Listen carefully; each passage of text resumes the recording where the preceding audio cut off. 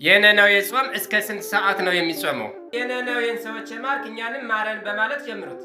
ነነዌ ማለት ሀገር ስትሆን በነነዌ ይኖሩ የነበሩ ሰዎች እግዚአብሔርን በድለው እግዚአብሔር ዮናስን ልኮላቸው ዮናስ አስተምሯቸው ከሊቅ እስከ ደቂቅ ከንጉሱ እስከ ታች ሕፃናት ድረስ ያሉት በአዋጅ በሀገሪቱ ያለምንም መለያየት በሃይማኖት ወይንም በሌላ ነገር ሳይለያዩ ቤተ መንግስት ተዘግቶ ስራ አቁመው የጾሙት ጾም ስለሆነ በሀገሪቱ ስም ተሰይሟል።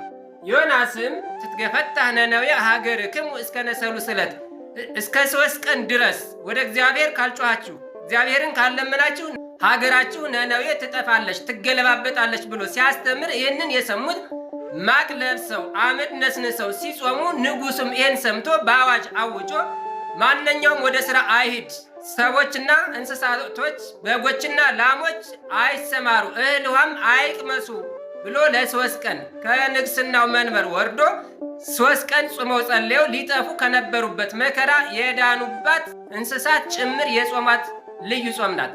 ነነዌን እስከ ስንት ሰዓት ነው የምንጾም ብለን መጻሕፍትን ስናገላብጥ ሊቃውንትን ስንጠይቅ አንቀጽ 15 ላይ እስከ 13 ሰዓት እስከ 12 ሰዓትና እስከ 9 ሰዓት ጾሙ ብሎ አዝዞ የነነዌን ግን በዚህን ሰዓት ብሎ አይገልጽም። ከእህል ውሃ ይከልከሉ ነው የሚል።